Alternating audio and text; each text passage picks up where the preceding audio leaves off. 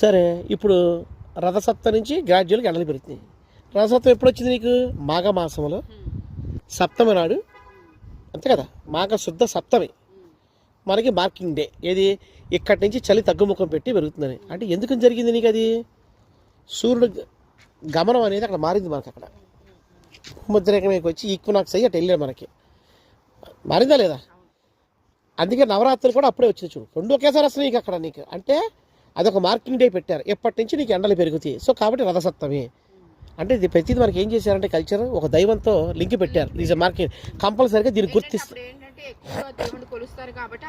అదనే కాదు, ఆ రోజుల్లో ఏదన్నా కానీ ఏదన్నా కొన్ని పనులు చేసుకొని అబ్బాయి ఇది రథసప్తం అనేది ఒకటి వచ్చింది మనకి. ఇప్పటి నుంచి మనం ఇప్పుడు ఇటుకలు బట్టి వాళ్ళు ఇటుకలు తయారు చేసుకుంటారు. నీకు వాళ్ళు ఏం చేస్తారు?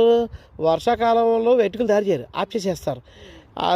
ఈ దీపావళి వెళ్ళిన కానించి అంటారు, కానీ ఇప్పుడు దీపావళి వెళ్ళి ల్యాండ్ మార్కింగ్ లాగా దీపావళి వెళ్ళిన కానించి అనుకుంటారు. కానీ ఈ మధ్య తుఫాలు కూడా వస్తున్నాయి.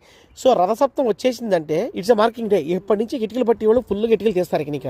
అంటే ఇక తడవదే, ఎండలు పెరుగుతాయి గ్రాడ్యువల్గా నీకు ఇప్పుడు. అంటే దీన్ని బట్టి తీసుకోవాల్సిన జాగ్రత్తలు తీసుకుంటూ ఈ ఎండల్లో చేయవలసిన పనులు ఇదని ఒక నమ్మకంతో ఇది.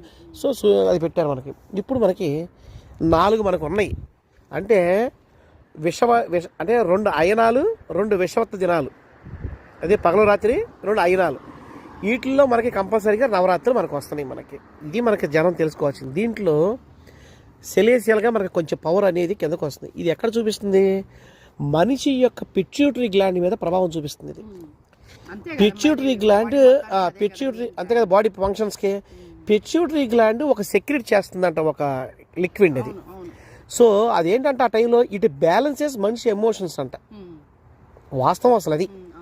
నవరాత్రులు ఈ 9 రోజుల్లో పెడతాకి అంటే ఈ స్టార్టింగ్లోనే, ఎందుకంటే ఈ టైంలో నీకు ప్రభావం జరుగుతుంది కాబట్టి. ఇప్పుడు ఇగో ఏదన్నా